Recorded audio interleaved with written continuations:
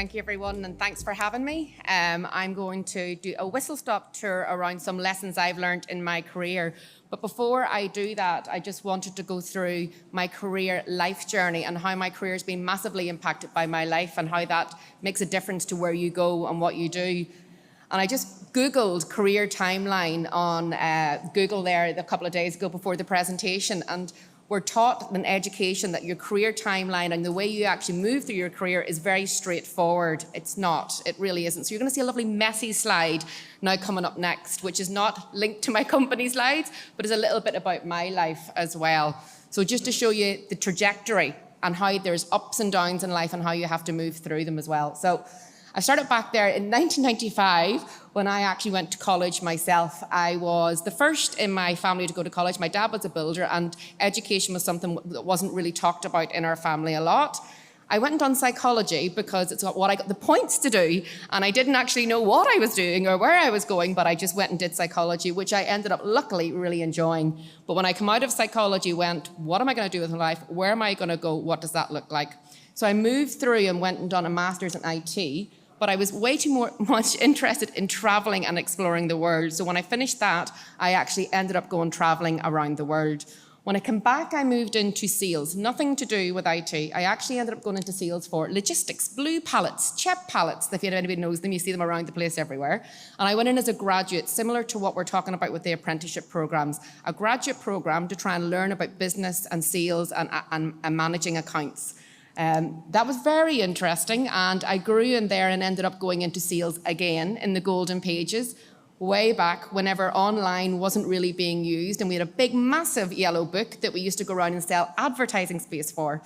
When I joined the golden pages that first year, we actually looked at how we could sell online, and it was a huge big thing about imagine selling your business online. It was the first time it was actually used, and obviously then that skyrocketed. After that, I went into shops. I actually ended up opening up my own business. I became a milliner. I done millinery, jewellery, shoes, design, and did that for about 7 years until my lovely son, Sean, came. So Sean was born in 2010. I got postnatal depression after having Sean. So it's about those ups and downs of life and how that hits you. The recession happened. It was like, what are we going to do? What does this look like? Where does my business go? Does it grow? Do I stop it? What's the story with that? And I closed my business down because it just wasn't right for me to be continuing in that road anymore. And myself and my ex-husband, that comes out later on, went to the States, and we looked at opening up a business all around events and event management and what that actually looked like. So I went completely into a different direction, started working really strongly in the startup world, started talking to MBA students, looking at technologies, going back to that technology that I'd looked at before and really engaging in what that looks like from a business perspective. It was fascinating, really, really interesting. And then my daughter, Cara, came along. She came along in 2014. And I basically stepped back and went, what do I want to do? What am I interested in? And how do I actually grow? So lots of different careers, lots of different ups and downs, life coming in lots of different places to sort of impact you. And it makes you then go, what do I want? And I realized that IT was something I was really passionate about and was as good working in that environment with all the different startups. But also organizational psychology was where I really, truly felt alive. Enabling people to accelerate and be their best was something that really drove me. So how do I actually do that? So I went back to study, and I studied part-time. So I'd done a master's in organizational psychology in 2015, part-time with my 2 small kids, and I then had been working in a tech startup and got asked to go and work within the HSE.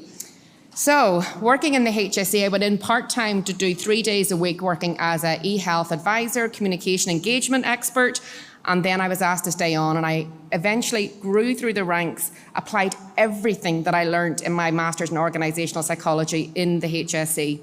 I was e-health advisor to 3 CIOs, worked with the 4th CIO who's currently in place, and worked really closely with our chief technology officer as well. It just grew and grew and grew because of the people side of technology. So understanding everything that everybody has said here, understanding technology and the hardcore technologies is so important, but those soft skills and how to drive digital transformation is the key to actually succeeding. It doesn't matter what technology you have or what technology skills you have. If you can't have the soft skills, it'll just start stalling and hitting different areas. So for me, within the HSE, I stayed there nearly 10 years. it was all about collaboration, helping others up. So helping improve other skill sets. I ran 3 national programs around micro-learning credentials for digital foundations for staff across the HSE. They're still in process now. And that's really, really important. How do you help support others as you go through your own journey? We've won awards. Myself and my team have won multiple awards over the last number of years, which is incredible because it's that real strong team effort that actually gets you there. And I've now moved, I'm in my role of 5 weeks. So I've now moved into my new role, which is public sector lead, because I've been working across public sector and the different departments for a long time.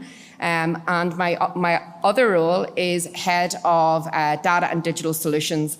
And the reason being for that was because in the HSE for the last 3 years, I was the director for the identity management services across the health services. So everybody here has an individual health identifier, and we implemented them into technical systems across the HSE. I also was the data and informatics response lead for the national Ukraine crisis as well. So we built systems to support the Ukraine displaced people coming in to get access to health services.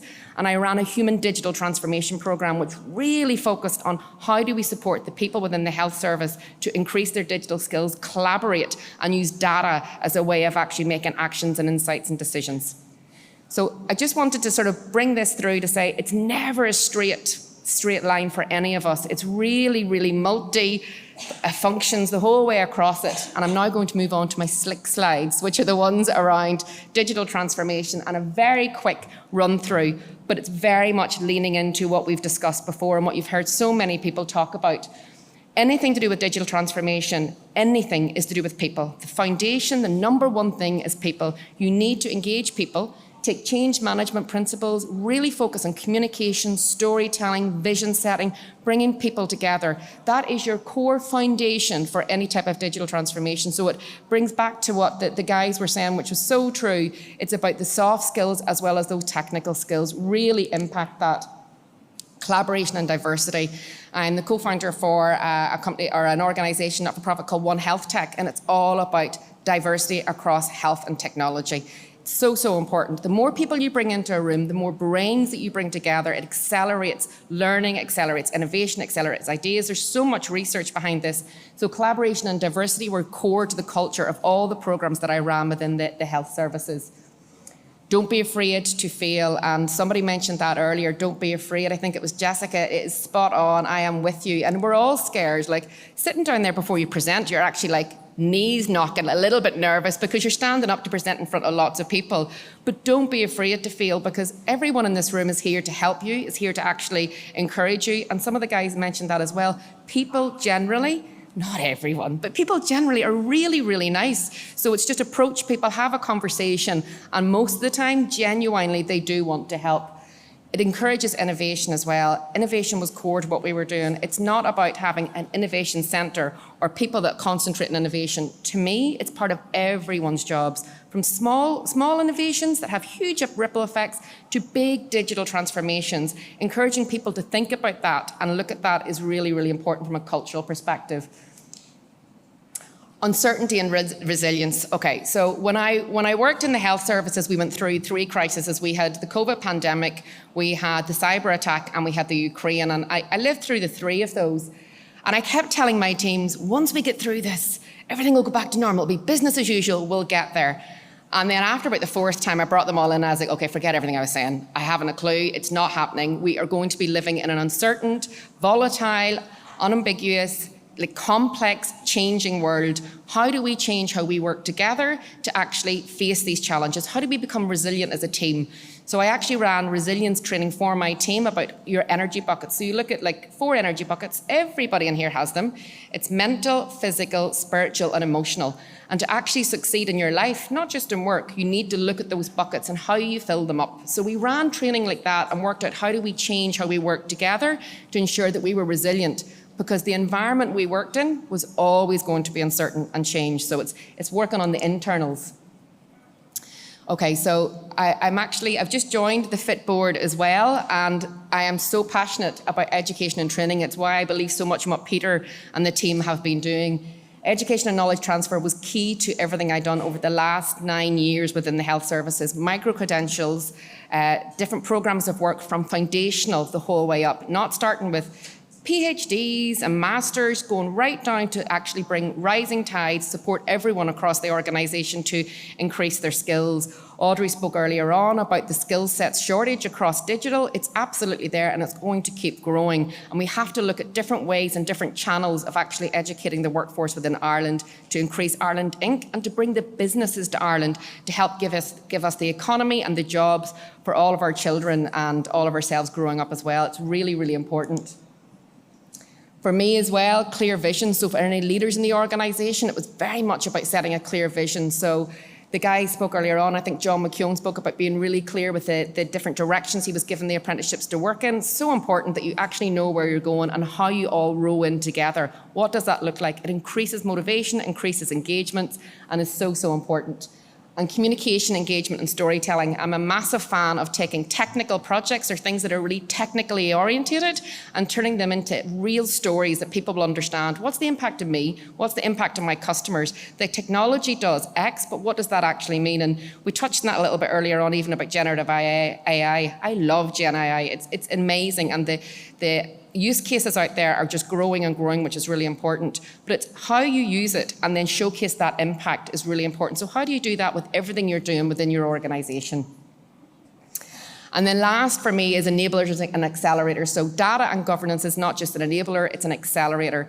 And when I moved into the world of looking at data, legislation, governance, and how we actually utilise that as a strategic asset across the business, I found this world fascinating. And it's been trying to look at that from a data strategic point of view and really digging down deep as to how you can impact data across your organisation is a really important one.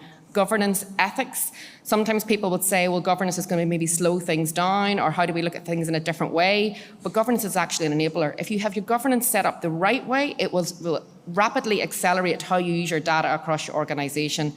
A big thing for me, though, is good data in will bring out any good results afterwards. So we can talk about generative AI as much as we want, but if you're trying to utilise it with bad data within your organisation, it's not going to work. You need to really focus, again, on those foundations and what you have set up from an architecture, standards point of view. So that's a passion of mine, and it's an area I'm going to be developing within TPF. So just to let you know who TPF are, they're actually an Irish startup, started in 2015, and the CEO is a man called Declan Ryan, and they're now in 10 countries, extremely diverse portfolio of employees working across it, which really, really excites me because it's that diversity of thoughts and leadership across the 10 countries. We look at working across many different sectors: financial, health, life science, public sector, telco, lots of them.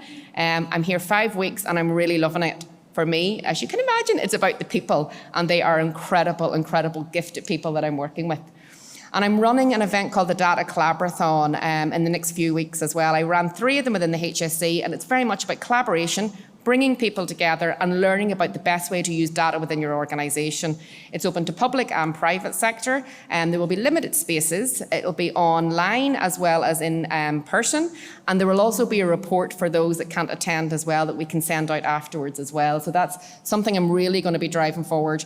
It's a really cool way of doing knowledge sharing across different organisations and learning from each other. So my key takeaways are very similar to the lads that were up earlier on. Talk to people, consider different options, and don't worry. You will have this career, and then you'll have another one. You might be a milliner, you might do jewellery design, you might do something else. It will genuinely change, but every career you have will actually bring different skill sets that will enhance the next career you go to. Just keep bringing those transferable skills. Don't worry, life is up and down. That's just the way it goes. Support others. Please, please support others. I swear to God, it just makes such a difference. And ask for help. I am not great at asking for help, and I have to continually remind myself, or my friends do, or my team does, ask for help. People are there to help you as well. Soft skills. It's as much about the soft skills as it is about the technical skills. Please, please consider these, and I know FIT does really consider the soft skills, and it's bang on the money. There is my details. There's a QR code there as well if you want to scan it. You can find me on LinkedIn. Please feel free to reach out if I can help in any way at all. And the last one is just a website called spunout.ie. I sat on the board of Spunout for the last 5, nearly 6 years. They are a charity, not-for-profit charity organisation that support youth with, well, it's 18 to 30 plus year olds with their education, career, mental health and sexual health. They have incredible supports on there. They have web chat, they have a Texas crisis line, they have lots of things. So if you do want to try and look at different things as well, Spun Out are a big supporter of FITS, and there's more information there to support you in your journeys, and the best of luck. And please talk to me, I'll be here all day.